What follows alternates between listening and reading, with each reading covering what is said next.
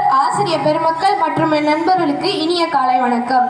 அகர முதல எழுத்தெல்லாம் ஆதி பகவன் முதற்றே உலகு என்னும் திருக்குறளால் தொடங்கும் பெருமைமிகு செம்மொழி தமிழ். அந்த தமிழ் மொழியை வணங்கி நான் இங்கு பேசப்போகும் தலைப்பு வாழ்க்கை இருக்கு போதை எதற்கு.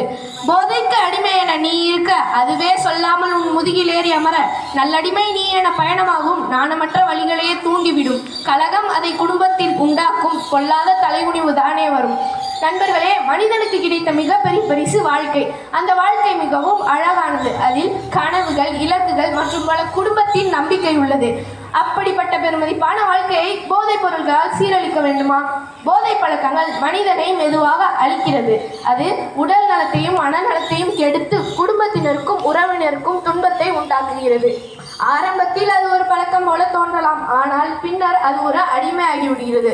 ஒரு மனிதன் போதைப் பொருளுக்கு அடிமையாகிவிட்டால் அவன் எல்லாவற்றையும் மறந்து விடுகிறான். வேலை, படிப்பு எல்லாவற்றிலும் பின்னடைவு ஏற்படும். பல திறமைகள் இருந்தாலும் போதை அவற்றை அழித்துவிடும். நண்பர்களே, நாம் இளம் தலைமுறை, நமக்கு பல கனவுகள் உள்ளன. நாம் ஆசிரியராகலாம், மருத்துவராகலாம், விஞ்ஞானியாகலாம். அதற்காக நம் நல்ல பழக்கங்களை நாம் தேர்ச்சி செய்ய வேண்டும். நல்ல நண்பர்கள், நல்ல புத்தகம், நல்ல உடற்பயிற்சி இவையே நம்மை உயர்த்தும். அதனால் நாம் அனைவரும் ஒரு உறுதி எடுத்துக்கொள்வோம். நாம் போதைப் பொருளுக்கு இல்லை என்று சொல்வோம். நம் வாழ்க்கையை நிம்மதியாக வாழ்வோம். இறுதியாக நான் சொல்ல விரும்புவது, வாழ்க்கை அழகானது, கனவுகள் நிறைந்தது. அப்படி இருக்கும்போது போதை எதற்கு? வாழ்க்கையில் பல கஷ்டங்கள் இருக்கலாம். அவை அனைத்தையும் எதிர்த்து நிற்க வேண்டும். கஷ்டத்தை காரணம் காட்டி போதைப் பொருளுக்கு அடிமையாகாதீர்கள் என்று கூறி என் உரையை நிறைவு செய்கிறேன். நன்றி, வணக்கம்.